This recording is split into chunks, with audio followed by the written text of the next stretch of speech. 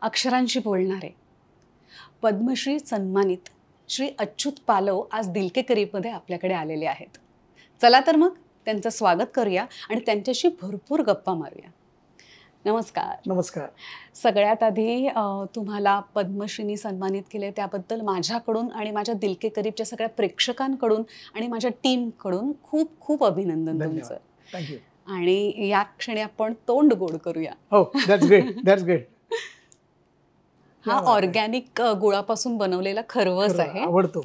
सहज हवन एंटरप्राइज हे ब्रँडचं नाव आहे. क्या बात आहे. आणि अद्वैत बापट जे तुमच्या समोर आता बसले, नमस्कार, त्यांचा हा ब्रँड आहे. चांगली सुरुवात आहे. सो मला असं वाटतं की I am sorry first of all, खूप वेळ तुम्हाला थांबावं लागलं आमच्यामुळे. तर आपण गप्पांपासूनच सुरुवात करूया आणि गिफ्टिंग होत राहील, कारण भरपूर गिफ्ट्स आहेत, ते मी त्या क्षणी अधेमध्ये तुम्हाला देत राहील. तुम्ही अक्षरांशी बोलू शकता किंवा गप्पा मारू शकता हे तुम्हाला कधी कळलं? काय झालं की मी शिरोडकर शाळेत होतो परेलला आणि बॅकबेंचर ही पुढच्या मुलांची डोकी खाण्यात हुशार असतात. मागची मुलं काही करत नाही असं शिक्षकांचं ठाम मत असतं. पण आमचे सर होते ना, नाबर सर, त्यांचा मागच्या विद्यार्थ्यांवर प्रचंड विश्वास. आणि काही एक दिवस आले, मला म्हणाले की अभ्यासात चांगला नाहीयेस, मला कल्पना आहे, असं तेच म्हणाले. हां, बोल हो. तर काय नाही, उद्यापासून फळ्यावर लिहायला सुरुवात करायची. मला सुविचार माहीत नाही, लिहायचं कसं माहीत नाही, खडू पकडायचं माहिती नाही, त्याचं अँगल माहिती नाही. आता ह्या माणसाने एवढा विश्वास टाकल्यानंतर आपण नाही बोलू शकत नाही. सुरुवात 8वी 9वी 10वी 3 वर्ष ते तसंच केलं. Every day you have to write one thought on the blackboard. आणि सतत वाचन व्हायचं, तो थॉट मांडायचा, परत दुसऱ्या दिवशी पुसायचा, परत नवीन लिहायचा. काय झालं, विचारांची देवाणघेवाण आपोआप व्हायला लागली. बरं, एखादा थॉट नाही सुचलं तर जी पुढे बसणारी मुलं होती त्यांना जाऊन सांगायचं की बाबा आज मला जरा थॉट चांगला दे, तसं विचार दे. हुशार मुलांना. हां, तर त्यांनाही बरं वाटायचं. काय झालं की या सगळ्यातनं एक ना अक्षरांची भाषेची ठेवण काय आहे, लेखकाने काय लिहिलं आहे, ते व्यक्त व्हायला कसं पाहिजे, ते अभिनयासारखंच आहे किंवा गाण्यासारखंच आहे. जसं गाणं एक शब्द झाले की सगळ्याचं संगीत होतं, संगीत झालं की त्याचं गाणं होतं. तसं सुविचार लिहिला की तो मांडताना त्याची शैली, त्याच्या विचारांची ठेवण काय ही जर तुला कळली तर तू जास्त चांगल्या पद्धतीने व्यक्त होऊ शकतेस. आणि मग हे बोलणं किंवा आपण जे म्हणतो ना की तो वाचावा लागतो सुविचार. मी नेहमी आजही शिकवताना मुलांना शिकवतो सांगतो की थॉट पहिला वाचा आणि तो वाचून मनात रेडिओला एवढा करा की त्याची जाणीव तुम्हाला प्रत्येक ठिकाणी व्हायला पाहिजे. तो व्यक्त होण्याच्या अगोदर तुम्ही सतत त्याच्याशी मिळून जुळून घ्या. मग त्यातून जे पडेल बाहेर ना ते तुमचं असतं. पण ते चूक का बरोबर हे मी चुकी बरोबर ठरवत नाही. मी माझी शिकवण्याची पद्धत सुद्धा तुम्ही पहिले व्यक्त व्हा. व्यक्त झाल्यानंतर आपण ठरवूया की ते अजून त्याच्यात काय इम्प्रूव्हमेंट करता येईल. पण तू करण्या अगोदर जर तू सरांनी मला सांगितलं की तुला आता जमतच नाही, करू नकोस, तर मी व्यक्तच झालो नसतो. आधी विश्वास टाकायचा. तोच विश्वास मी आज जेव्हा मी माझ्या विद्यार्थ्यांबरोबर काम करत असतो तेव्हा मी त्यांना सांगतो की मी शिकवणार नाहीये, मी शिकणार तुमच्याकडनं. कारण तुमची शिकण्याची पद्धत, व्यक्त होण्याची पद्धत ही जेव्हा मला कळेल तेव्हा मला त्यातून आणखी विचार करून त्याच्या पुढे काय केलं पाहिजे हे मला तुम्हाला सांगता येईल. आणि मला वाटते त्या मार्गाने मी जे काम करत गेलो ना ते मला वाटते की राईट फ्रॉम बिगिनिंग स्वतःचा विचार करायला शिका. आणि याच विचारातून नंतर पुढे मग जेव्हा विंदा करंदीकरांना ज्ञानपीठ पुरस्कार मिळाला तेव्हा 50 मुलांना घेऊन त्यांनी काय मांडलेत विचार हे त्याच मुलांना सांगितलं की तुम्ही मांडा फक्त. विंदा करंदीकर काय म्हणतील हा प्रश्न नाहीये. किंवा गुलजारांबरोबर एक पुस्तक केलं माझ्या विद्यार्थ्यांबरोबर, झरोखा नावाचं. तेव्हा गुलजार प्रत्येकाला कळतोच असं नाहीये, पण छान आदरयुक्त भावना असते, त्याच्यामुळे आपण मांडूया. आणि जेव्हा गुलजारांनी ते बघितलं तेव्हा ते म्हणाले की 5 मिनिटात मला ते मी तुला एक रिप्लाय पाठवतो. आणि त्यांनी स्वतः दिले नादा नावाची कॅलिग्राफी केली अच्छा. आणि मला म्हणाले की हे पुस्तकात जर पॉसिबल असेल तर वापरशील का? अच्छा, तर बोललो, अच्छा. हो तुमचं पुस्तक आहे. हां, हां. तर हे सगळं व्यक्त होणं जे आहे ना, मला असं वाटतं की तुम्हाला किंवा संवाद साधणं. विजयाबाईंशी काम करताना विजय राजाध्यक्ष त्यांनी मला एकदा छान तुकाराम मी काम करतो, ज्ञानेश्वरांवर काम केलं, मग तुकाराम बरोबर करत होतो. मला आता ज्ञानेश्वरांपेक्षा तुकाराम हा वेगळाच होता. मग आपण वेगळेपणा काय तो कळला पाहिजे ना. माझ्यात तर निघत नव्हतं, फ्रँकली सांगतो. मी बाईने म्हटलं की मला जरा परत एकदा समजावून सांगा. तर मला घरी साहित्य सभासद गेलो, 3.5 तासाची गोष्ट सांगितली पाहिजे. तर मी आपला छान आहे गोष्ट, मस्त आहे, अरे वेळा गोष्ट नाही ती, हा तुकाराम आहे. मग कळलं की एक माणूस त्याच्या आयुष्यात एवढे मोठे प्रॉब्लेम आल्यानंतर सुद्धा ते सगळं पोथ्या वाहून जाणं किंवा लोकांशी संवाद साधणं, लोकांना पॉझिटिव्हिटी देणं, हे सगळं मी अवगुणी अन्याय किती म्हणून सांगू, काही स्वतः अभोवती फिरणारा तुकाराम शेवटी एका शून्यात विलीन झाला. That was a concept. आणि त्याची डायरी केली मी. आणि त्या डायरीतनं जेव्हा तुकाराम मांडला गेला तेव्हा तो तुकाराम नव्हता, ते एक छान व्यक्तिगत चित्र होतं सगळं त्याने मांडलेल्या विचारांचं. आणि त्या शब्दांना आकार देता येतो, विचार देता येतो, त्यातून एक चित्र घडतं, हे तेव्हा हळूहळू कळायला लागलं ते. आणि ती खरी गंमत होती. मग जेव्हा ज्ञानेश्वर लिहिले, पसायदान लिहिलं, तेव्हा एका सरळ रेषेत न लिहितं ते वक्राकार लिहिलं. जगभरासाठी ती प्रार्थना आहे. मग तो फॉर्म त्याच्यातनं यायला पाहिजे, संपूर्ण जग दाखवलं पाहिजे अशी याची गरज नाही. किंवा रामदास लिहिले तेव्हा रामदास पॉझिटिव्ह आणि निगेटिव्ह भाग, म्हणजे मित्र कसा असावा, पाणी कसं असावं, शाही कशी असावी, हे सगळं छान पद्धतीने मांडलं. जगण्याकरता तुम्हाला परत काय हवं असतं, मग ते छान वाचलं गेलं पाहिजे. त्यांनी दासबोधात जसं ब्राह्मणे बाळबोध अक्षर खडसून करावे सुंदर, एक समास लिहिलाय छान, अक्षरं कशी असावीत कशी नसावीत. आणि हे सगळं हळूहळू कसं की वेगळ्या लोकांबरोबर काम करता करता जास्त जाणवायला लागतं. म्हणजे मला नेहमी व्हायचं की आपण वेगळ्या माणसाबरोबर काम केलं पाहिजे. म्हणजे मी आर्किटेक्ट बरोबर काम केलं, मी इंटिरियर डिझायनर बरोबर काम केलं, मी लेखकांबरोबर काम केलं. तू म्हणशील त्या प्रत्येक माणसाबरोबर मी काम केलं. म्हणजे गुलजार किंवा A.R. रहमानचं मा तुझे सलाम केलं तेव्हा ती सीडी आली होती, त्या सीडीतनं असं लिहिलं का मा तुझे सलाम, हा साऊंड होता. आणि तो give the salute to your country. हे जेव्हा तुला मांडायचं असतं तेव्हा भावना खूप महत्वाच्या असतात, त्याच्यात इमोशन्स खूप महत्वाचे असतात.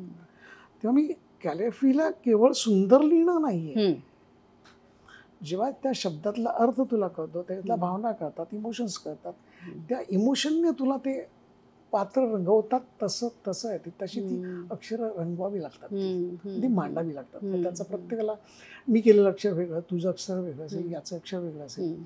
ह्या भावना जोपर्यंत तुला कळत नाही तोपर्यंत तुला ते मांडता येत नाही. मला वाटतं याच्यासाठी वाचन, कम्युनिकेशन आणि आपल्याला जे वाटतं ते आपण मांडून मोकळं व्हावं, असं माझं मत आहे. चूक की बरोबर हा नंतरचा प्रश्न आहे. कारण माणूस कधीही चुकत नसतो, तो त्याच्या पद्धतीने त्याला जे समजलं तेवढ्याच पद्धतीने तो व्यक्त होतो. एखाद्या माणसाला जास्त कळतं. म्हणजे मला बाईनी सांगितल्यानंतर कळलं की शब्दांच्या भावना एवढ्या मोठ्या आहेत त्या. की मी ह्याच्यामध्ये नागपूरमध्ये मी कार्यक्रम करत होतो आणि ग्रेस त्यावेळेला बघायला आले होते. आणि ग्रेसाने ते बघितल्यानंतर ग्रेस मला म्हणे, अच्युत केवढं छान करतोस तू, हे सगळं पुढे नेलं पाहिजे. मग मी पंडित जसनाथजींबरोबर काम केलं. मग त्यांना म्हटलं की माझ्या वेबसाईटचं लॉन्च करायचं, तुम्ही कराल का? बोलो हो. तर मग मी त्यावेळेला एक प्रकार करायचा. बोलो काय करणार आहेस? तर जे तबल्यावर 3 ताल सगळे कानावर पडतात, दा दिन दिन दा दा दिन दा, हे चित्रात मांडूया. म्हणाले. मांडल्यानंतर म्हणाले ह्याचे प्रयोग कर. आणि मग तिथून मी परत काय झालं की महेश काळेवर आता अमेरिकेत शो केला, आदित्य बरोबर केलं, जयतीर्थ नोंडी बरोबर केलं, अशा वेगळ्या आरती अंकलिकांबरोबर केलं. म्हणजे वेगळे आवाज, वेगळे स्वर, या सगळ्यांचा साथ घेऊन आपण अक्षर मांडता येतात का? आणि मांडली तर त्याला वेगळा आकार देता येतो का? तुम्ही ट्राय करा, तुम्हाला येणार, असं माझं स्पष्ट मत आहे. आणि मी कुठल्याही माणसाला शिकवू शकतो. म्हणजे प्रत्येक आपल्याकडे काय झालंय की प्रत्येकजण सांगतो की माझं हस्ताक्षर ना फार वाईट आहे. म्हणलं माझा काही संबंध नाही त्याशी. तू माझ्यासमोर बस, आपण गप्पा मारूया. गप्पा मारल्यानंतर माणूस मोकळा होता. मोकळा झाल्यानंतर माणूस तो स्वतःला व्यक्त करायला शिकतो. माणूस व्यक्त झाला ना की व्यक्त करण्याला आयदर तो गाण्यातून होतो, तो नाचातून होतो, किंवा तो संगीतातून होतो, किंवा तो अक्षरातून होतो, किंवा त्याला येत असलेल्या भाषेतून होत असतो. आणि तो स्वतःची भाषा एक छान स्वतः लोकांसमोर आणतो. मला असं वाटतं की ते प्रत्येकाने जर केलं. मला तर तुला सांगतो की IIT मध्ये आमचे गुरुवारी म्हणजे रघु जोशी या फील्डमधले सगळ्यात मोठे, त्यांनी मला एकदा सांगितलं, IIT मध्ये तुला मोडीवर अभ्यास झालाय तुझा, तर एक इंटरनॅशनल सेमिनार कर, तिथे प्रेझेंटेशन कर. तर मी म्हटलं की माझं इंग्लिश फार वाईट आहे, उगाच त्यांच्यासमोर काहीतरी गोंधळ नको बोललो. तेव्हा मला माहिती नाही, तू केलंच पाहिजे. आता म्हटलं की ठीक आहे, आता करायचं. परत आपलाच नियम, इंग्लिश चूक की बरोबर हे ते ठरवतील. माझी भाषा ही कॅलिग्राफी ही माझी भाषा आहे. आणि मी एवढं सॉलिड तिथे काम केलं की तिथे मला ऑन द स्पॉट चहाला येशील का ग असं विचारतो तसं एका जर्मन कॅलिग्राफरने म्हटलं, would you like to come to Germany. मी म्हटलं अरे माझं काहीतरी चुकतं की काय. ते म्हणा नाही, इट्स वंडरफुल वर्क. मग रॉबर्ट नॉटन लंडनवरून आले होते, डिजिटल टाईप सिस्टम. तेव्हा इंडियातले टाईप सगळे लंडनमध्ये जायचे करायला. ते म्हणाले की आमच्याकडे पण चल. तिसरी बाई होती नेदरलँडची, कॅथरीना मायस्टर म्हणून. ते म्हणाले की आमच्याकडे पण यायचं. माझ्या लक्षात आलं तेव्हा की आपलं व्यक्त होणं बरोबर आहे, आता त्याला व्यवस्थित आकार दिला पाहिजे, त्याला मांडलं गेलं पाहिजे. आणि मला असं वाटतं की मी नेहमी शिकवताना मी हेच करत असतो की तुम्ही माझ्यासारखं करू नका. I don't want to create a followers. मला ते अजिबात आवडत नाही. मी पण फॉलो नाही केलं. मी फक्त रघु जोशींचं जेव्हा मला वाटलं की आता मी त्यांच्यासारखं करायला लागलो, तर मी 6 महिने थांबलो, गॅप घेतला. मी तो द्वेष म्हणून नाही किंवा असं अपमान म्हणून नाही, पण मला शोधणं हे मला गरजेचं होतं त्यावेळेला. नाहीतर मी ते करतात तसंच करत झालं असतं. किंवा कमर्शियल यांची लेटरिंग होती, नाटकाचं खूप छान माणसाचं काम होतं. त्याचं काम बघितल्यानंतर त्यांना असं वाटायचं की या माणसाच्या हाताला अक्षरशः आज कॉम्प्युटर म्हणतो ना तसं काहीतरी लावलंय की काय, एवढं करेक्ट त्याचं काम होतं त्या माणसाचं. आणि नाटकाचा आशय बरोबर त्या शब्दात मांडायचा. हे प्रचंड शब्दांची घेवाणदेवाण होती त्याची. हे सगळे असे महागुरू सगळे डोळ्यासमोर असल्यानंतर तुम्हाला आपोआप तुम्हाला वाटतं की आपण हे व्यवस्थित केलं पाहिजे. आणि मग वेगळ्या कविता म्हणा किंवा वेगळ्या पुस्तकं म्हणा, वेगळे पॅराग्राफ म्हणा, किंवा वेगळे आता ते लोक आमच्या भिंतीवर शब्द हवेत. तर सुरुवातीला तुला सांगतो की कॅलिग्राफीला लोक विचारायचे कॅलिग्राफी म्हणजे काय. मग एका कार्यक्रमात तर लोकांनी म्हटलं होतं कॅलिग्राफी आणि सोनोग्राफी याच्यातलं फरक काय. म्हटलं चूक त्यांची नाही आहे, कारण आपल्याकडे त्या विषयाकडे बघण्याचा दृष्टिकोनच नाही आहे, बदलला नाही आहे तो. आपण फक्त सुंदर हस्ताक्षर दिलं. परदेशामध्ये त्याला कॅलिग्राफी म्हणतात. त्याला एक वेगळा सब्जेक्ट म्हणून ट्रीट केलं जातं, ती एक कला म्हणून बघितली जाते. जेव्हा आपल्याकडच्या सगळ्या भाषा एकत्र येऊन जर लोकांपर्यंत गेल्या तर जगातलं सगळ्यात सुंदर श्रेष्ठ काय असेल तर इंडियन कॅलिग्राफी असेल. पण हे व्हायला वेळ लागणार आहे. आणि त्याच्यासाठीच गेली 40-45 वर्ष जे काही शिकतोय, लोकांपर्यंत जातोय, लोकांना त्याचं कमर्शियल करायला लावलं मी लोकांना. कारण बोल कमर्शियल केल्याशिवाय जी करणारी लोक आहेत त्यांना परत पोटा पाण्याचा प्रश्न असतो. बरोबर तो झाला पाहिजे. आज बघ ना, आज लग्नात कोट्यावधी रुपये आलवतो. मग आज लोकांना असं वाटायला लागलं की माझी पत्रिका सुद्धा अच्युत पालवने लिहिली पाहिजे. मग ती पत्रिका लिहून झाल्यानंतर मला मग त्याचा एक लोगो कर, मग त्याचं ज्वेलरी होते, मग त्याचं पॅकेजिंग होते, मग त्याचं साडी होती, मग त्याचं म्हणजे तुला you name it you will get it. मग पैसे यायला लागले. मग लोकांना नेम प्लेट मला पाहिजे. आज नाही म्हटलं तरी 2-2.5 करोड मध्ये फ्लॅट्स होतो. पण त्याची नेमप्लेट पण तो 50-60 हजार रुपये देत होतो. तो सांगतो भाई अच्युत पालवने केलं म्हणून. शेवटी तुम्ही तुमचा ब्रँड क्रिएट करायचा आणि तुम्हाला ब्रँड करण्याच्या पलीकडे अदरवाईज काय होतं की काम करतोय. जुन्या लोकांनी केलं काम ते, पण काय झालं की जेवढ्या पद्धतीने ते मार्केट व्हायला पाहिजे ते नाही झालं. आज काय झालं, एक स्ट्रोक्स मारलास आणि तू सांगितलं दिस इज माय इमोशन्स आणि तू फेसबुकवर टाकलंस की तुला 10 सेकंदात तुला 100 लाईक्स असतात. तू त्या लोकांपर्यंत पोहोचलेला असतोस. मी तेच केलं. जे मला वाटलं ते मी लिहिलं, जे मला वाटलं ते मी मांडलं. लोकांनी तेच म्हटलं की आम्हाला हेच पाहिजे, याचे पैसे किती. लोकांना मध्यंतरीच्या काळात लोकांना वाटायचं अरे मी पैशात बोलायला लागलो. हा, कारण प्रत्येकाला पैसे बोलो पैसे पाहिजेत बोलू, जगण्याची गरज आहे. कारण शेवटी मी आर्टिस्ट आहे, तर मला काय बाकी वरून काय पडलेलं नाही. पण जर तुम्ही बाकीच्या गोष्टींना पैसे घालत असाल तर मग ह्या गोष्टीला पैसे घातले पाहिजे. मग एक पेंटिंग एक 4x4 फुटाचं मला ते 80,000 असो किंवा लाखभर रुपये असो, अशा पद्धतीने जायला लागलं ते सगळं. लोकांना थोडासा एक धीर आला की अरे हे केल्यानंतर पैसे मिळू शकते. आणि परत इमोशन्सच्या बाबतीत परत अशी मधल्या काळात काय आलं, मी एक इटर्नल एनर्जी ऑफ कॅलिफी असं एक ऊर्जाक्षरा नावाचं एक केलं होतं. आणि मला काळा कलर जाम आवडतो, सॉलिड. तर बऱ्याच लोकांनी म्हटलं हे नाही रे, हे आता वास्तूप्रमाणे काळा कलर फार दुर्लक्ष केला जातो. बोललो तुझ्यासाठी तो दुर्लक्षित असेल, माझ्यासाठी तो पॉझिटिव्ह आहे. तो मला सगळी एनर्जी आहे. जो काळातून प्रकाशाकडे जातो ना त्याला काळा रंग कळतो, असं माझं मत आहे.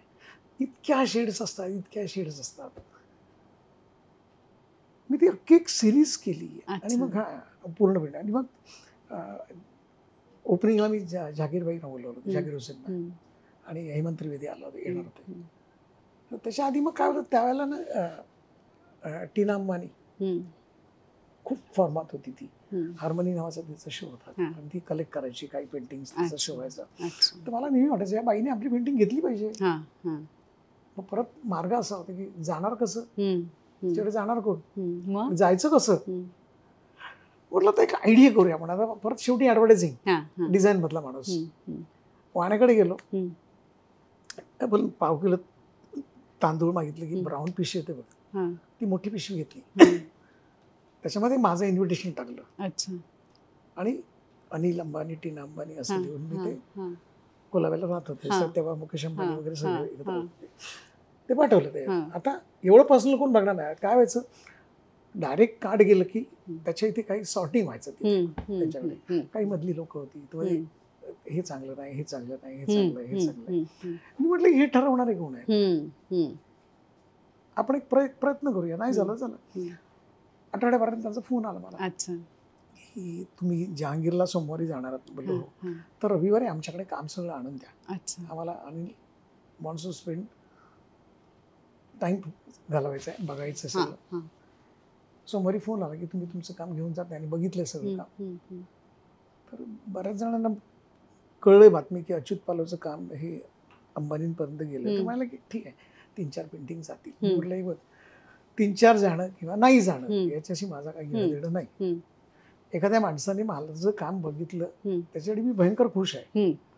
नाही गेलं तर मला कळेल की माझं काहीतरी चुकतंय.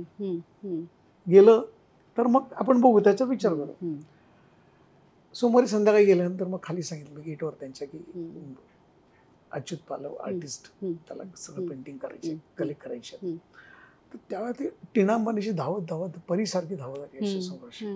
काय झालं काय बोललो, हु इज आर्टिस्ट म्हणलो. येस आय बोललो first time Anil spend a lot of time with your painting and almost we are purchasing all these things. ते म्हटलं की काळी जादू चाललेली आहे बोललो. काळ्या रंगाची ती काळी जादू अशी छान कामाला आली. मी म्हटलं की काळ्या रंगात जो माणूस शोधतो ना तो सक्सेस होतो असं माझं मत आहे. आणि शेवटी सुरुवातीला काय ब्राह्मणे बाळबोध अक्षर घडसू न करावे सुंदर, त्याच्यात काळीशाही काळ्याशाहीचं वर्णन सुद्धा सुंदर केलेलं आहे दासबोधामध्ये. त्यामुळे तो असा एक पायंडा पडत गेला नंतर लोकांना की अरे अच्युत पालवची कॅलिग्राफी आपण घरात लावूया.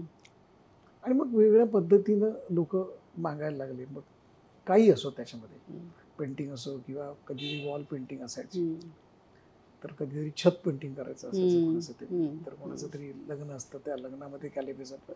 ते बी अरुण कुमारच्या मुलाचं लग्न होतं तेव्हा त्यांनी मला विचारलं होतं की माझ्या मुलाच्या लग्नात काहीतरी वेगळं करायचं, काय करणार आहेस. तर बोललो मी विचार करतो पण तुम्हाला चालेल का? हां तर बोललो हो. प्रेझेंट काय देणार का तुम्ही कोणाला? हां तुम्हाला नाही देणार. हां कारण डायमंड मेकरच्या मुलाच्या त्याने लोक अपेक्षितच करतात ना सगळं. हां हां बोललो आपण काय देणार नसेल तर आपण एक पेंटिंग देऊया ना, हं, हं, 10 पेंटिंग करूया म्हणलो. हं. मोठ्या साईजची 6 फूटच्या 8x8 ओ अशी पेंटिंग केली. हं. एक पेंटिंग एक रिलेटिव्हला दिलं. अच्छा तिथे कॉन्सेप्ट चेंज होतोय कसं हां ते. हां हां हां आणि संपूर्ण त्या ट्रायडनच्या हॉटेलमध्ये संपूर्ण त्या लॉबीमध्ये पूर्ण असे मोठे मोठे पडदे टाकले त्याच्यावर हं, असे. हं. म्हणजे आलेल्या माणसाला असा एक लग्न किती मोठं आहे हां हे त्या तिथल्या वापरलेल्या गोष्टींवरनं ते कळत होतं त्याच्यामध्ये. मग आम्ही एक त्याच्यानंतर एक पोगो साडी शो केला होता. त्या पोगो साडी शोमध्ये ते मला की काय नवीन करता येईल अच्युत. तर बोललो आपण करूया. बोलो मला पण आवडेल बघायला. तर स्टुडिओ बघितला तर स्टुडिओ असा एल आकाराचा मोठा होता असा आणि स्टेज मोठा होता. म्हटलं मागे सगळा पेपर लावूया खाली पेपर लावूया सगळा. काय करणार बोलो मागे सगळी गॅलरी भरूया आणि जिथे स्ट्रोक संपला ना तिथे एक स्ट्रोक बाहेर काढला मी असं. आणि माझ्यावर आरती धानिपकर नावाची डान्सर होती, कथक नाच होती. मी तिला ती म्हणाली आता सर काय करायचं पुढे? तुला काय नाही सॉक्स घाल पायामध्ये, शाईद बुडव पाय आणि जसं म्युझिक प्ले होतंय ना तशी तू तुझा डान्स कर. अच्छा जिथे शाई संपेल तिथे मी माझा स्ट्रोक कंटिन्यू करणार. अच्छा मला असं वाटेल कॉम्पोजिशन असं इथे जास्त होत आहे तिथे मी थांबेन, परत तुम्हाला जॉईन व्हायचं. अच्छा अच्छा अच्छा अच्छा असं करता करता ते सगळं अख्खा मला वाटते जवळ एक 20 बाय 40 फुटाचा स्टेज असेल तो सगळं वर खाली भरून सगळं तो भरून काढला तो. काय झालं की व्हिज्युअल व्हॅल्यू अपील त्याच्यातलं किंवा फक्त लिहिणं नाहीये, तुम्ही म्युझिकवर फोर्सफुल तसं काम करू शकता. अशा बऱ्याच गोष्टी यायला लागल्या त्याच्यामध्ये. किंवा जेव्हा आरती अंकलीकर जेव्हा पुण्यात रामाची गाणी गातात तेव्हा मी आधीच सांगितलं की आज तुम्ही गाणं कानाने ऐकायचं आणि डोळ्याने बघायचं चित्र. आणि मग ते इतकं घडत गेलं असं की लोकांना असं कळायला लागलं अरे आज आपण रामाच्या मंदिरात बसलो की काय. रामावरची गाणी होती त्याच्यामध्ये. किंवा महेश खळे जेव्हा अमेरिकेत आम्ही गेलो किंवा शंभरकांना मला इकडे केलं 3 मिनिटात ते चित्र करायचं असतं का. आणि त्या 3 मिनिटात तो एवढा मोठा कॅनव्हास प्ले करायचा सगळा. तिथे काही चुकणार नाही याच्यापेक्षाही तुम्ही कशी रिएक्ट होता ना ते फार महत्वाचं असतं. तुमची बॉडी लँग्वेज म्हणा, तुमचं कॉम्पोजिशन म्हणा, कलर सेन्स म्हणा, तो काळा टिक्का म्हणा, तो परफेक्ट ठिकाणी पडायला पाहिजे. अर्थात या सगळ्या गोष्टी तुम्हाला त्या ट्रान्समध्ये तुम्ही जेव्हा असतात तेव्हाच होतात, नाहीतर त्या होत नाहीत. त्या तुम्ही खूप विचार करून. आणि मी माझी कामाची पद्धत आहे की एखादं चित्र समजा नाही आवडलं लोकांना तर ठीक आहे, सगळी चित्र काय चांगली होणार असं काय थोडीच आहे. त्यामुळे उजवं डावं व्हायचं त्याच्यामध्ये कधीतरी, शक्यतो व्हायचं नाही पण तेवढी मी काळजी घ्यायचो तेवढं. कारण इतकी वर्ष काम केल्यानंतर तुला कुठे सावरून घ्यायचं स्वतःला हेही कळतं त्याच्यामध्ये. आणि ह्या सगळ्यातना परत असं करता करता असं एक थेरपी म्हणून त्याचा वापर केला. कारण शेवटी उभी रेषा, आडवी रेषा, वक्राकार रेषा अक्षर तयार होत असताना सगळ्या ह्या युनिटचा वापर व्यवस्थितपणे होत असतो. आता बऱ्याच लोकांचा प्रश्न असायचा की माझं हस्ताक्षर चांगलं नाही हा पहिला प्रश्न. हस्ताक्षर माझं चांगलं आहे पण मला तुझ्यासारखं कसं जमणार. तुला सोपं असतं ते. बोललो परत हा रियाज आहे. बोललो उभी रेषा उभ्या रेषेसारखीच आली पाहिजे, ती अशी हल्ली नाही पाहिजे. एक उभी रेषा वरून खालीपर्यंत येतेस तेव्हा तो एक श्वास असतो. हा श्वास घेऊन जो काम करायला लागशील ना तेव्हा तुला कळेल की एखादा ओम केला असं त्याला तू ओम पहिला उच्चारायचा असतो आणि मग तो काढायचा असतो. मग तुला तुझी बॉडी तुला बरोबर साथ देत असते. पण त्या ट्रान्समध्ये तुला यावं लागतं त्याच्यामध्ये. मग त्याच्यात नाही कॉर्पोरेटसाठी एक फिलॉसॉफी केली, एक उभी रेषा उभं राहायला शिकवते. कारण तुम्ही एकमेकाशी बोलत असताना, तुम्ही इंटरव्ह्यूला जाताना, तुम्हाला तुमच्या बॉसबरोबर बोलताना, तुमच्या आईबरोबर बोलताना, तुमच्या मैत्रिणीबरोबर बोलताना प्रत्येक ठिकाणी तुमचं डिस्टन्स वेगळं असतं. आणि हे डिस्टन्स म्हणजे 2 रेषेतलं अंतर असतं. जेव्हा तुम्ही ह्या सगळ्या गोष्टी करत असता तेव्हा तुमच्यातली ती रेषा सतत कार्य करत असते. पण कधी होते हे जेव्हा तुम्ही कागदावर करतात तेव्हा होतं ते. आणि त्यातून मग ते सगळं थोडंसं कॉन्सन्ट्रेशनकडे आलं. मग सिनियर सिटीजन आले, मग त्यांना काय होतं, सिनियरचा एक जॉब रिटायर झाल्यानंतर तो प्रश्नच असतो आयुष्यात काय करायचा प्रश्न. एकतर गमतीने सांगायचं तर घरी त्रास देतात, नाहीतर मग ते मैदानात जाऊन कुठेतरी किंवा लाभाषणाला जाऊन बसतात ते. तर मी त्याला नेहमी सांगायचो की तुम्ही कॅलिग्राफी शिका. ते म्हणजे आम्ही शिकून काय करणार, काही शिकायचं नाही. आनंद हवा असेल तर कुठली तरी छंद लावून घेतला पाहिजे. बरोबर बरोबर. आणि तो छंद म्हणजे काय, तर तुम्ही लिहून झाल्यानंतर काय लिहिलंय याच्यापेक्षा काय वाचून लिहिलंय हे फार महत्वाचं आहे. तुम्ही पालवांकडे शिकता म्हणजे पालवांसारखं होणार असं नाहीच आहे, आणि होऊही नाही. तुम्ही तुमची बाजू मांडा. ती बाजू मांडताना तुम्ही आपोआप बोलायला लागता, आणि त्याच्यातला जो गर्भित अर्थ असतो तो तुमच्या मनामध्ये कुठेतरी घर करून राहिलेला असतो, तो त्यातून तुम्ही व्यक्त होत असता. तुम्ही एकदा व्यक्त व्हायला लागलात ना की तुमच्या भोवती कोंडाळं जमतं. हा माणूस छान बोलतो, याचं अक्षर पण चांगलं आहे. मग तो माणूस तुम्हाला कुठेतरी वाटतं की यस, अरे एवढी सगळी माणसं मला ऐकायला आली. हा भाव घेऊन जगायचं असतं ते. आणि हेच सध्या थोडंसं म्हणजे कसं की चालू असतं, किंवा नवीन नवीन मुलांना शिकवणं. आता आपल्याकडे तुला सांगतो की देवनागरी शिकतात मुलं, पण मधल्या काळामध्ये माझ्याकडे रशियन मुलं आली होती. 90 रशियन मुलांना शिकवलं. आता आपल्याकडे प्रश्न असतो की ही रशियन मुलं 90 शिकून करणार काय करणार आहेत त्याचं. तर काय करणार याच्यापेक्षाही एखाद्या परकीय भाषेची आपल्याला माहिती असावी. रशियन क्लास करताना, ऑनलाईन करताना, एक 12 वर्षाची मुलगी होती. युक्रेन आणि रशिया युद्ध होण्यापूर्वीची गोष्ट ही. तर मी लहान मुलगी म्हणून मी तिला सहज विचारलं की तुला बाळ काय येतं, तुला you know about Indian philosophy or traditional परंपरेबद्दल काय माहिती आहे. तर ती मला म्हणाली what you want tell me. You want to know about Bhagavad Gita, अच्छा, you want to know about Mahabharata. तर मी म्हटलं हे काय खरं नाही आपलं. माझे कपडे सोडायचीच वेळ आली होती. मी तिला म्हटलं की मला भगवद्गीता ऐकायची, 2 लाईन तरी म्हटलं. इतक्या स्वच्छ स्वरात तिने म्हटलं. त्याला माझ्या लक्षात आलं की भाषेला बंधनं नसतात. आपण धर्माजातीला कुठेतरी हा रशियन आहे, पंजाबी आहे, कुठेतरी काही नसतं त्याच्यामध्ये. आणि त्या मुलीने एवढं नंतर काम सुंदर केलं. आज ती मुलं देवनागरीवरचं एक्झिबिशन करणार. मग हे कुठेतरी हे सगळे असे प्रकार करत राहणार. किंवा एक पुण्यामध्ये सिनियर सिटीजन बाई होती, ती मला म्हणाली मला वर्कशॉपला यायचं. बोलू या ना, आम्ही सगळे नाचत होतो. आम्ही माझे कामाच्या पद्धत नाच हा असतो. हा, कारण तुम्ही बॉडी एक्सरसाइज कर, आता 1 2 3 असं करायला सांगितलं तर नाही होत. पण चला नाचूया मस्त, की प्रत्येकजण आपापल्या पद्धतीने नाचायला लागतं. तर ती एक बाई होती, ती नाचत नव्हती. मी तिला म्हटलं आजी का नाचत नाहीत तुम्ही.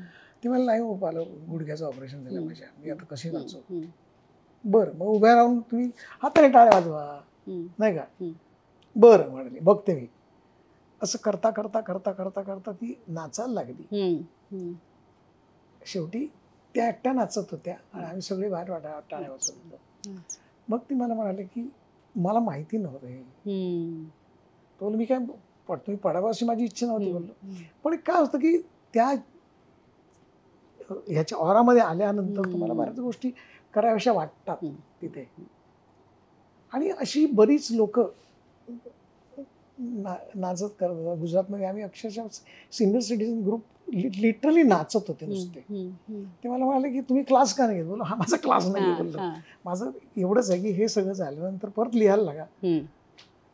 बॉडी जी एनर्जी तुमच्या बॉडीमध्ये क्रिएट होते, त्या क्रिएट झालेल्या एनर्जीमुळे तुमच्या लिखाणावर परिणाम होतो, हे मला तुम्हाला दाखवायचं आहे. आणि ते झालं तसं. मला लिहिता नाही येत, मी एवढं मोठं कसं लिहू असं नाही आहे.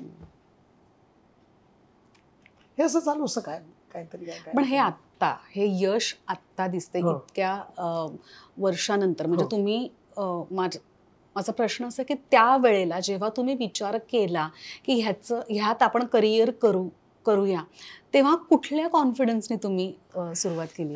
काय मुळात मी लालबागने कॉन्फिडन्सच दिलाय माणसाला. हा म्हणजे तू खड्ड्यात पडलास तर पाय तुटेल एवढंच माहिती असतं. 6 महिने तुला भोगायला लागणार हे माहीत नसतं ते त्याच्यामध्ये. म्हणजे तुला गंमत सांगतो की अगदी सुरुवातीच्या काळामध्ये मी मला वाटते 10वीत फेल झालो होतो. आज आनंदाने सांगतो मी ते. आणि मग काय तर अक्षर चांगलं आहे, चला आपण बोर्ड करूया. करता करता मग साईन बोर्ड ठेवलं. 12 फुटावर 15 फुटावर 20 फुटावर चढायचं. खाली बघितल्यावर कळायचं की अरे आपण खूप वर आलो. पडलं तर आहेत तर तंगड्या सगळ्या जातील त्या. पण त्या विश्वासाने काम केलं तर खाली पडणार नाही तुम्ही. एकदा तर एका आमच्या मी ज्या चाळीमध्ये राहत होते ते आमचे सूर्य म्हणून होते, ते म्हणाले की चल तुला काम देतो मी. ते माझ्याकडे डॉगची इथे घेऊन गेले मला. तर मी म्हटलं काय कुठे आहे काम, पुढे तुम्ही सांगताय मला. समोर बोट आहे बघ पाण्यामध्ये. बोल हो, त्या बोटीवर नाव टाकायचंय. आता प्रश्न पडला कसं टाकायचं. तर काय नाही, तुला मी रशी बांधांनी वरना खाली सोडणार पाण्यात. बॅलन्स घालवलाच तर पाण्यात जाशील, समुद्रात पडशील. हा कॉन्फिडन्स लालबागमधला आला, ही पहिली गोष्ट. दुसरी गोष्ट की आपल्याला जी गोष्ट येते ना त्याच गोष्टीत आपण पुढे सरकायचं. जे मध्ये गेल्यानंतर बस शाळेत सुरुवातीला डाबर सर होते. जे मध्ये गेल्यानंतर आर के जोशी आले. आर के जोशींचं काम बघितल्यानंतर त्यांनी जे काम केलं होतं त्यावेळी म्हटलं की हा हिमालयाच्या टोकावर आहेत, शिखरावर आहेत, आपण पायदेशी आहोत. आता पायऱ्या चढायच्या की नाही. म्हटलं चढूया. आपल्याला एकच गोष्ट येते ती. आता हे सगळं बदलणार आहे की नाही हे मला माहिती नव्हतं, काहीच माहित नव्हतं. पण तिथून जेव्हा जे मध्ये गेलो, जे मध्ये फर्स्ट क्लास मिळाला, त्या माझ्या विषयात मी पहिला आलो. मग स्कॉलरशिप मला मिळाली. मग मोडीवर प्रबंध लिहिला मी. तो भारतातला पहिला प्रबंध होता. 15 ते 18व्या शतकातला होता तो. मग एका विषयाकडे बघण्याची दृष्टी बदलत गेली. आणि मग अक्षरं तीच आहेत, असंख्य लोकांनी लिहिलेली आहेत. म्हणजे शिवाजी महाराजांनी लिहिलं, शहाजी महाराजांनी लिहिलं, संभाजी महाराजांनी लिहिलं, सगळ्यांनी लिहिली आहे. पण या प्रत्येक अक्षरावर या नाना फडणवीसांपर्यंत, पेशव्यांच्या काळापर्यंत प्रत्येक अक्षरावर प्रत्येक लिपीचा पगडा आहे. शहाजी राजांचं हस्ताक्षर बघितलं तर त्यांच्याकडे उर्दू भाषेचा, फारसी भाषेचा पगडा आहे. त्याच्यावर परत लिपी ही उर्दू सारखी फारसी सारखी दिसणारी आहे. हळूहळू ती जेव्हा पेपर यायला लागला तेव्हा ती परत देवनागरीकडे पळायला लागलेली, सुटसुटीत व्हायला लागली असेल. पण मध्येच ती गुजरातमध्ये गेली आहे. मध्ये गुजराती सारखी आहे, मध्ये ती बंगाली सारखी दिसते, मध्ये ती कन्नड सारखी दिसते. हे सगळं बघितल्यानंतर असं वाटायला लागलं की आयुष्य थोडं आहे आपलं, लिप्या खूप मोठ्या आहेत. हे काम करता करता भारतातल्या सगळ्या लिप्या, मी नेहमी म्हणतो की भारत हा शेतीप्रधान देश नाही आहे, तो लिपीप्रधान देश आहे.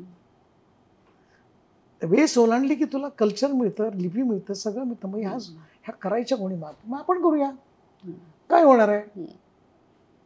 तोपर्यंत कॉम्प्युटर आला होता. मग लोकांनी ते म्हटलं होतं साहजिकच की टेक्नॉलॉजी आली, मग आता तुझ्या हाताने लिहिण्याचं काय होणार. आता AI आला, लोकांनी तेही सुरू केलं. पण परत बघ ना, तू AI तुला सगळं एकत्रित करून देतो, तुला विचारलेल्या प्रश्नांची उत्तरं देतो. उद्या मी सांगितलं की माझ्या प्रेयसीला मला पत्र लिहायचं आहे, तू लिहिशील का. पण खरंच लिहून पण देतात, पण त्याच्यात इमोशन नाही आहेत. पत्र आहे पण इमोशन नाही आहेत. मी माझ्या आईला लिहिलेलं पत्र मी आई देणार का, कारण मी त्या इमोशनने लिहिणार आहे. हा, एकत्रीकरण करून देतो, तो वेळ वाचवतो, टेक्नॉलॉजीची गरज आहे. पण याचा अर्थ माणसाने सगळ्याच गोष्टी सोडायच्या, रिप्लेस नाही करू, रिप्लेस नाहीये.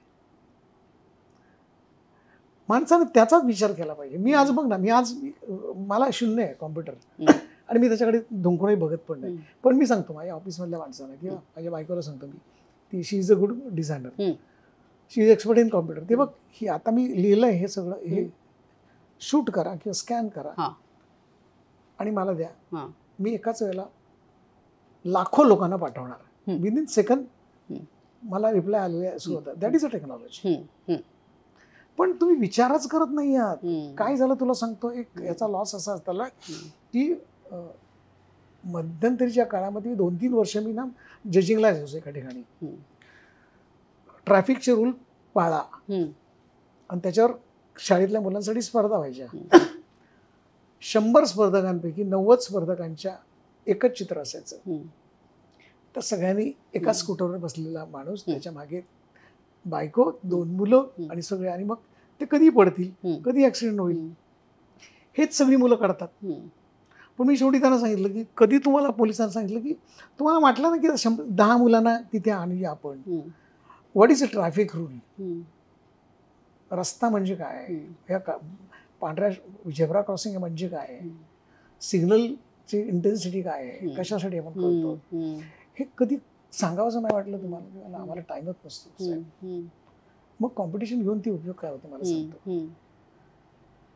आता तेच झालंय ना, म्हणजे चित्र काढायला सांगितलं की तू AI वर जातेस, तो चित्र काढून तुला देतो. पण गोरेगावच्या शाळेमध्ये, त्या नंदादीप शाळेत मला एकदा बोलवलं. मला म्हणाले की तुम्ही गोरेगावला असाल तर मग आमच्या शाळेत फेरी मारा ना. बोललो काय झालं? एक छान प्रदर्शन चाललंय मुलांचं. बोला येतो, आत्ता येतो. विषय मुंबई. 4थीच्या मुलांना दिला होता, 4थी 5वीची मुलं.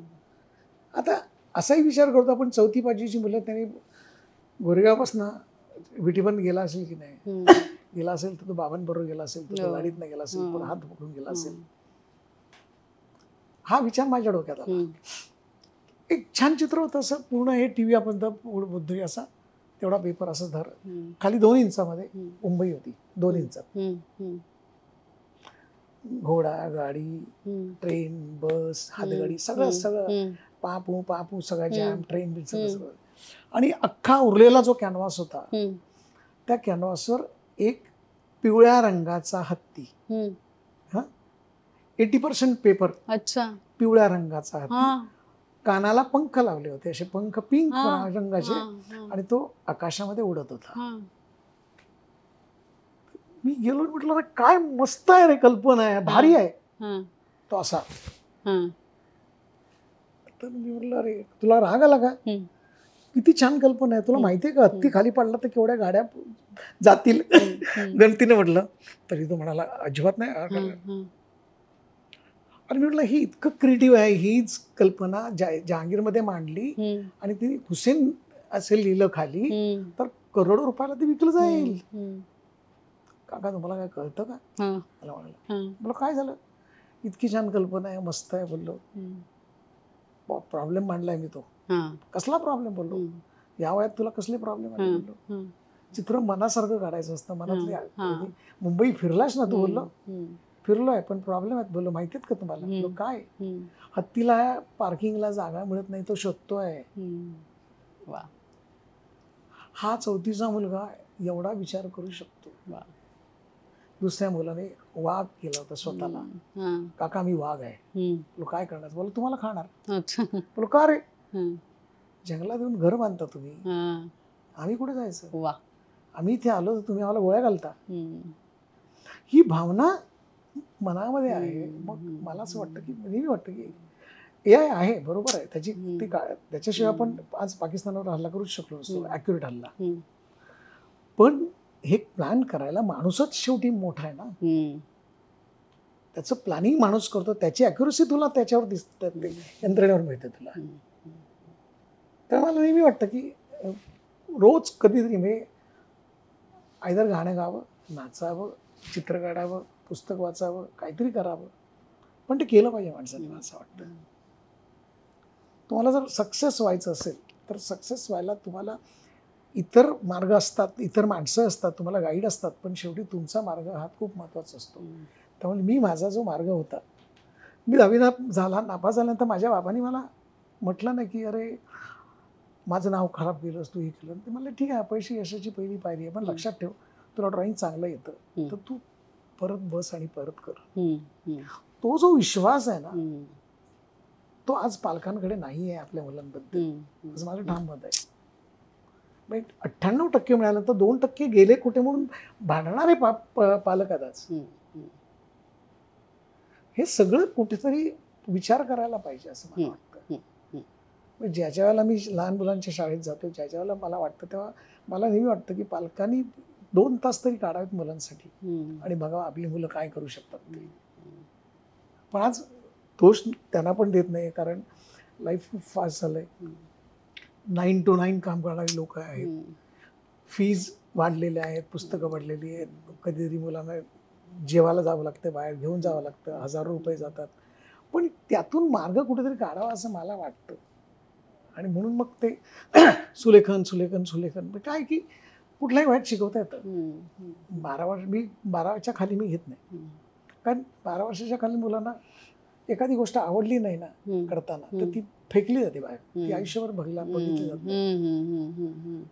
त्यामुळे त्यांना मी करेक्टच करत नाही, उलट मी त्यांचे प्रॉब्लेम किती असतात हे मी जाणून घेण्याचा प्रयत्न करतो.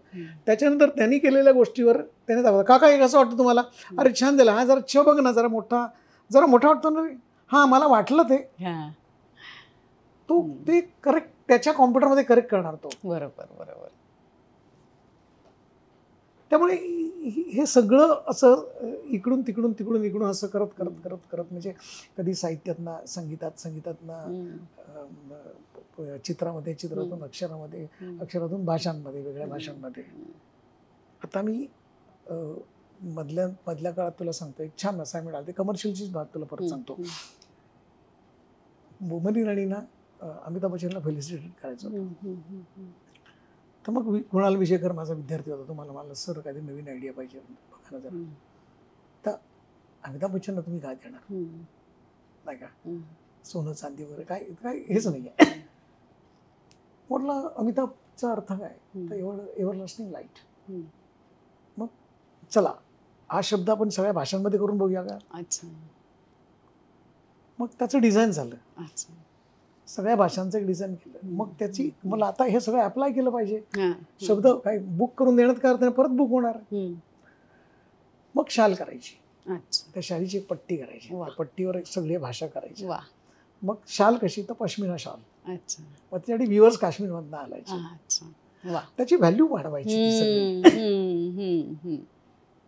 सेम जेव्हा लताबाई 75 वर्षाच्या झालं तेव्हा पुण्यामध्ये नादब्रह्म संस्थेने मला सांगितलेलं की बाईंना काहीतरी द्यायचं.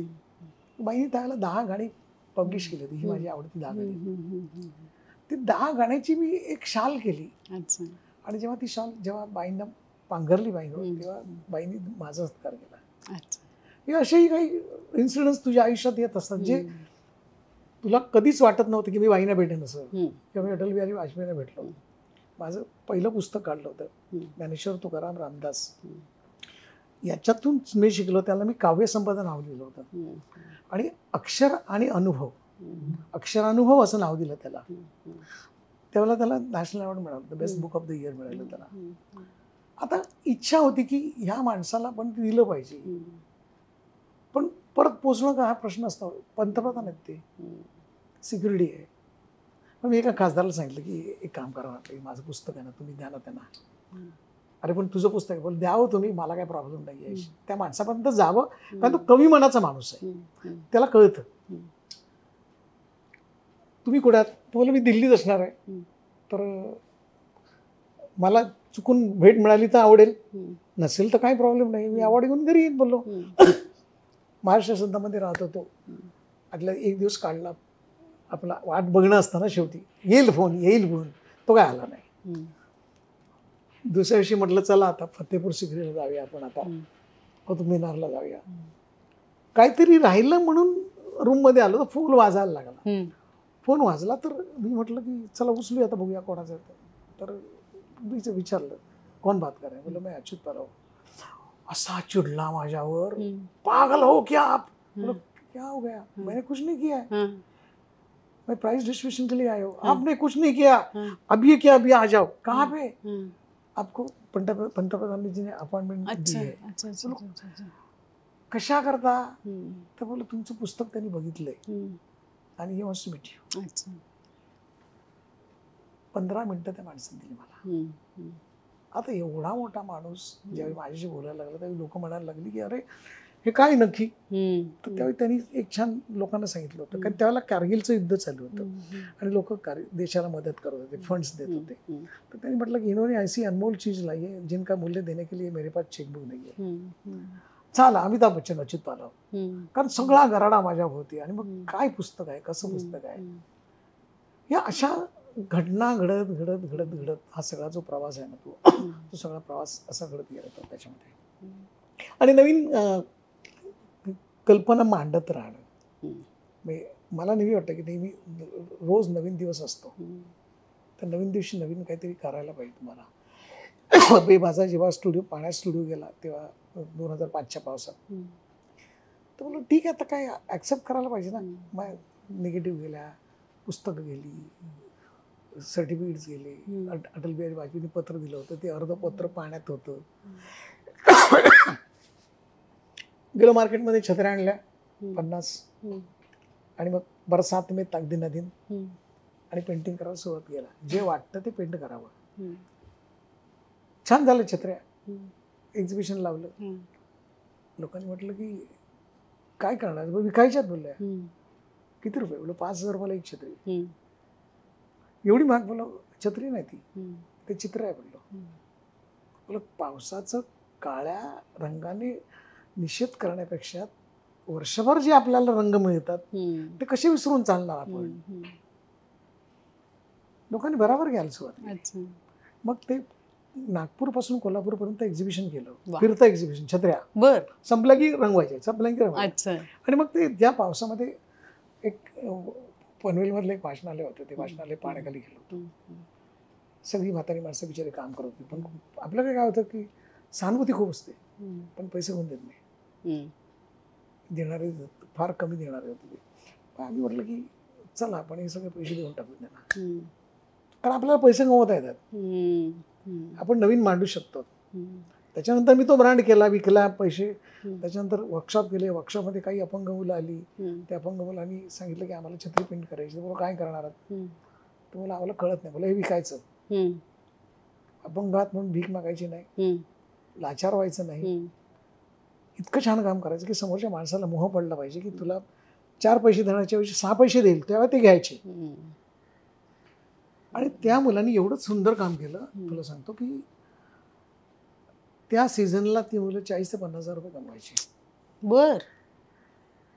कारण मला छत्री हवी आहे, आणि मी एका अपंग मुलाकडनं छत्री घेतल्याचा आनंद पण मला, आणि त्याला पैसे मिळाल्याचा आनंद आहे, दिल्याचा आनंद दोघांनाही असतो.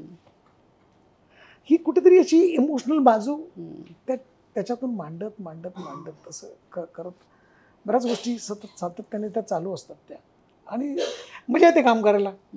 आता पण एक छान पद्मजा नावाची आमची एक मैत्रीण आहे, ती मला म्हणाली की काहीतरी वेगळं करायचं. मग फ्रेंच आणि इंडियन स्क्रिप्ट असं एकत्र गेल्यात. आणि मग मी गुजरातीवर काम करतो, गुजराती आणि फ्रेंच. रंगीलो मारो डोलना असेल तर फ्रेंचमधले त्या पद्धतीचं गाणं किंवा सेंटेन्स काय असेल तर ते घेऊन त्याचं कोलॅबरेशन करायचं.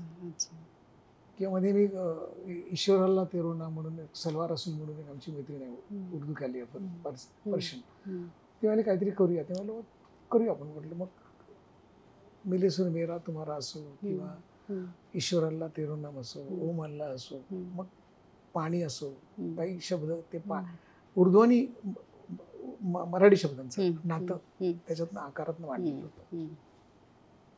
तेव्हा नासिरुद्दीन शाह आले होते उद्घाटनाला. ते मला म्हणाले की उर्दू किसने किया है? बोलो मैंने किया है. ते मग असे म्हटलं अरे बाप रे, एवढं चांगलं करतो मराठी असून सुद्धा. बोला काय होतं, ही वृत्ती कुठेतरी भाषा शिकण्याची, लिपी शिकण्याची, ही जोपर्यंत तुम्हाला येत नाही ना तोपर्यंत तुमच्यातला बदल घडत नाही. ही साधी गोष्ट, मराठी माणूस हिंदी नाटकात गेला की पिक्चरमध्ये गेला तर आपण पटकन म्हणतो की अरे याचं काम चांगलं करतो, पण हिंदी मराठी सारखं.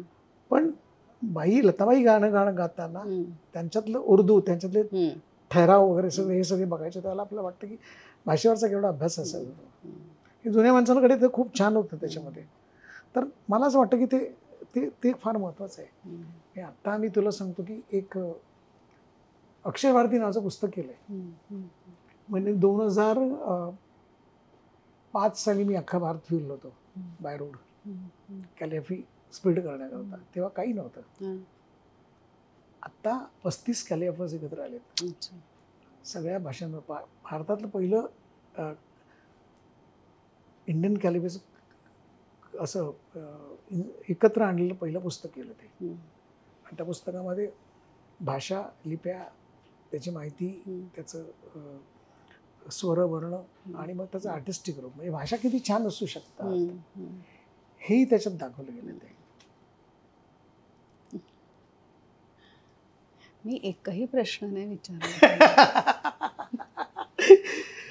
नाही, काय होतं कसं की ओघाओघाने सगळ्या ह्या गोष्टी अशा येतात ना अशा, आणि त्याच मला असं वाटतं की त्या लोकांपर्यंत गेल्या पाहिजेत, झाल्या पाहिजेत, त्या लोकांना कळल्या पाहिजेत त्या. कारण आपल्याला पद्मश्री मिळालाय म्हणून नाही, आता त्याला पद्मश्री मिळाली ही चांगली गोष्ट झाली आहे. आता लोकांचा विश्वास आलाय की कॅलिग्राफीवर किंवा लिपीवर काम केल्यानंतर तुम्ही एका टॉप लेवलपर्यंत, एका भारतातल्या 4थ्या नागरी पुरस्कारापर्यंत पोहोचू शकता. हे झालंय. पण हा सगळा प्रवास जवळपास तुला सांगतो 1973 साली सुरू झालाय. शाळेत फळ्यावर सुरू झाला, तेव्हापासून आज तगायपर्यंत. नाव आय एम 65. चालूच आहे तो काय बंद पडला नाही किंवा त्याच्यात खंड नाही किंवा कॉम्प्युटर आला म्हणून कॉम्प्युटर करूया हे आलं. लोक मला म्हणायला लागले मग ते तुझं काही खरं नाही म्हणून. बट काही होणार नाही बोललं, शेवटी तुमच्यातलं खरे पण तुमच्याकडे असतं आणि तुम्ही जे कराल ते शेवटी विकण्याची ताकद तुमच्याकडे असायला हवी असं मला वाटतं. आपले 3 मित्र आहेत, पल्लवी, मधुरा आणि संतोष. तुम्ही जसे अक्षरांशी बोलता तसे हे रेषांशी बोलतात. एन्थू फॉर आर्ट हा त्यांचा ब्रँड आहे आणि तुमच्यासाठी त्यांनी पाठवलंय. येस, खूप छान, थँक्यू.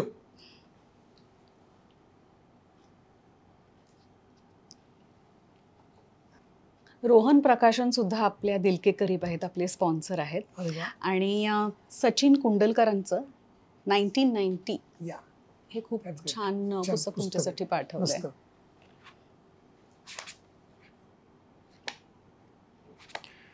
हे बरं वाटतं, छान पुस्तकं हल्ली लोक गिफ्ट करतात ते. आपली एक रेकी हीलर लाईफ कोच मैत्रीण आहे निलिमा अमित. तिने एक खूप छान पुस्तक लिहिलंय, एक आयुष्य अनेक प्रवास, आनंदी जीवनाचं रहस्य. आणि मला असं वाटतंय तुमच्यासाठी काहीतरी तिने लिहिलंय पहिल्या पानावर. वाचून दाखवाल? कोणी कौतुक करो वा टीका, लाभ तुमचाच आहे, कारण कौतुक प्रेरणा देते तर टीका सुधारण्याची संधी. Learn blessings, Nilima Amit.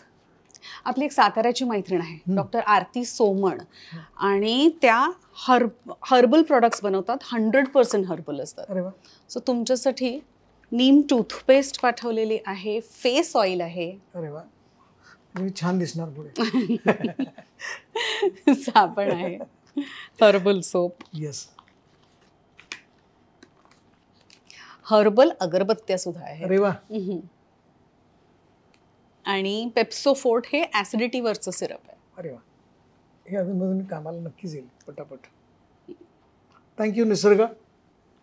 सगळी प्रोडक्ट वापरेन, नक्की तुम्हाला कळवेन.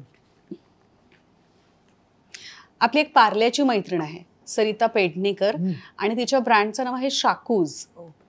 तिने एक मस्तपैकी स्लिंग बॅग पाठवली आहे. कदाचित काळा रंग तुम्हाला खूप आवडतो हे तिला माहित कळलं असेल.